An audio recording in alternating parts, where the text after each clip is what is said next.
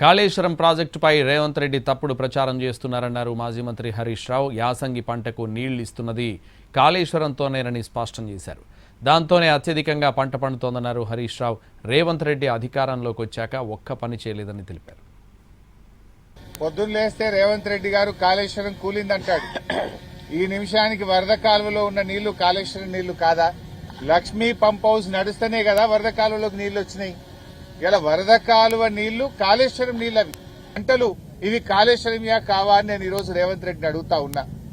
ఇలా మీరు ప్యాకేజ్ 6 మోటార్లు కాళేశ్వరంలో భాగం, ప్యాకేజ్ 8 కాళేశ్వరంలో భాగం, మిడ్ మానేర్లో నింపిన నీళ్లు కాళేశ్వరంలో భాగం, అనంతగిరి, రంగనాయక సాగర్, కొండపోచమ్మ సాగర్, మల్లన్న సాగర్ లో నింపిన నీళ్లు కాళేశ్వరం నీళ్లు.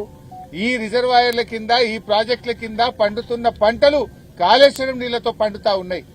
ఇలా కాళేశ్వరం అంటే ఒక 100 కాంపోనెంట్లు. కాళేశ్వరం నీళ్లు వాడుతూ, కాళేశ్వరం మోటార్లు వాడుతూ, కాళేశ్వరం ద్వారా పంటలు పండుతుంటే రేవంత్ రెడ్డి కాళేశ్వరం లేనే లేదు అయినా పంటలు పండుతున్నాయని ఒక చిల్లర మాటలు ముఖ్యమంత్రిగా మాట్లాడుతూ ఉన్నాడు.